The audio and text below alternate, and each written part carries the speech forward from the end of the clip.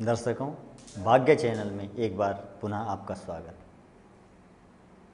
हम बात कर रहे थे गुरुवार की कथा की। दर्शकों, आप सायंकाल में तुलसी के पास एक दीपक भी जला सकते हैं। उससे बृहस्पति देव अति प्रसन्न होते हैं। गौमाता को अवश्य चारा खिलाएं। गौमाता को अवश्य इस दिन चने की दाल खिलाएं, गुड़ चना अवश्य खिलाएं। बृहस्पति देव आप पर प्रसन्न होंगे। तो आएं, कथा प्रारंभ करें। बृहस्पतिवार की कथा प्रारंभ करने से पहले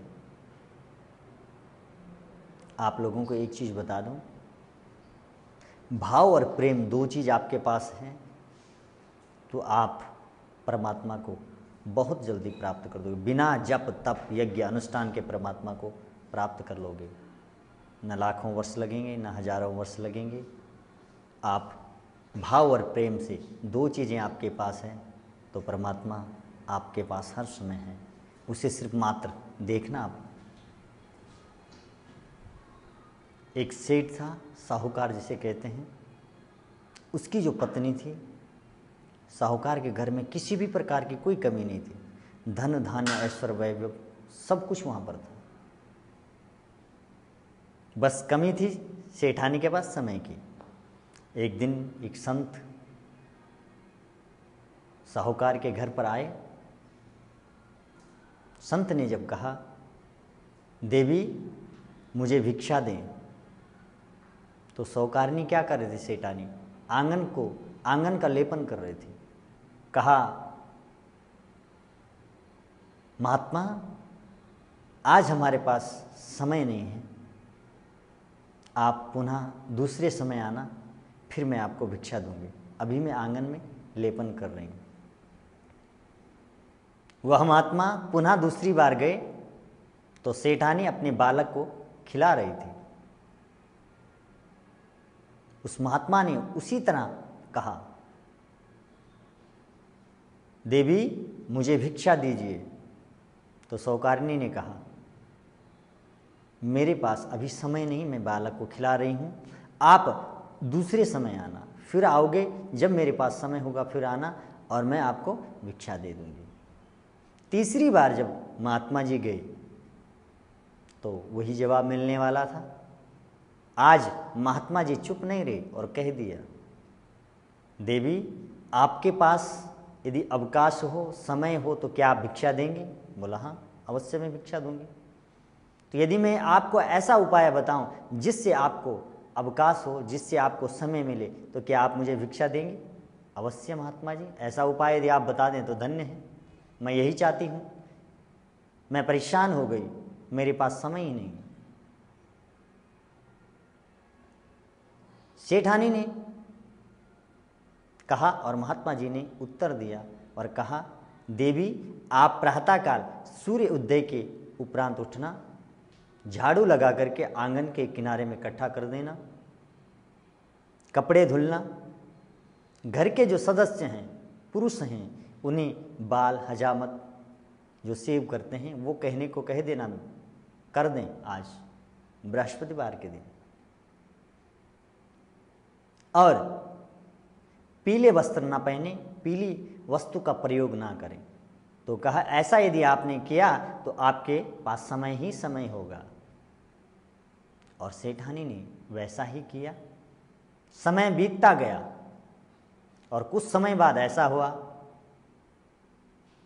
कि सेठानी के पास खाने के लिए भी एक दाना नहीं बचा घर पर।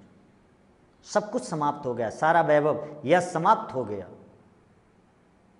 और वह महात्मा पुनः एक बार आए और कहा, देवी भिक्षा दीजिए। तो भिक्षा मांगी। तो सेठानी का उत्तर सुनिए आप। सेठानी ने कहा, महात्मा जी आज तो मेरे पास कुछ देने के लिए नहीं है, मैं आपको कहाँ से दूँ? तो महात्मा ने कहा, ये संसार के प्राणी ऐसे हैं, इनके पास समय हो, इनके पास धन यश वैभव हो तो भी इनको समय नहीं, और इनके पास कुछ ना हो तो भी ये कुछ नहीं। अर्थात कहने के अभिप्राय यहाँ पर क्या समझे आप कि यदि आपका भाव नहीं है तो आपके पास चाहे सब कुछ हो आप नहीं दोगे, पर आपके पास कुछ नहीं तो भी नहीं दोगे। और जिसके पास भाव होता है, प्रेम होता है, हृदय में प्रेम है, भाव है, वो यदि उसके पास कुछ नहीं फिर भी देगा, और सब कुछ है तो भी देगा। आज महात्मा जी को प्रणाम करके चरणों में लेटने लगे और कहा, हे महात्मा जी, मेरा वैभव यश पुनः लौट जाए, मुझ पर ऐसी कृपा करें, ऐसा उपाय बताएं। तो भगवान बृहस्पति देव की कथा और व्रत का विधान बताया और कहा इस व्रत को करने से जो सेठानी थी उन्होंने किया और उनका पुनः भगवान बृहस्पति देव की कृपा से सब कुछ वैभव वापस लौट आया। वो जिस प्रकार से पहले थे उसी प्रकार से उनके घर में धन, यश, वैभव, लक्ष्मी प्राप्त हो गई और उस सेठानी को अपनी गलती का आभास हुआ और बृहस्पति देव जी की कृपा का आभार प्रकट किया। बृहस्पति देव की कृपा से यश, वैभव, लक्ष्मी, धन, विद्या सब कुछ प्राप्त होता है। यदि आप बृहस्पति देव की कथा का श्रवण करते हैं, व्रत करते हैं, तो आपको सब कुछ प्राप्त होता है, ऐसा मेरा मानना है। और ध्यान रहे, संत, महात्मा, ब्राह्मण कभी भी किसी का अपमान न करें। बृहस्पति देव आप पर सदैव कृपा करेंगे। माता पिता का सदैव सम्मान करें और श्रवण सदैव अच्छी बातों का करें जिससे आपका हित, कल्याण हो। भाग्य चैनल को मैं बहुत बहुत बधाई देता हूँ, जिनके माध्यम से आप तक ये प्रसारण पहुँच रहा है। दर्शकों, बृहस्पति देव एक शांत स्वभाव के हैं। गुरु के विषय में मैं आपको क्या बता सकता हूँ, आप तो गुरु की महिमा बहुत अच्छी तरह से जानते हैं।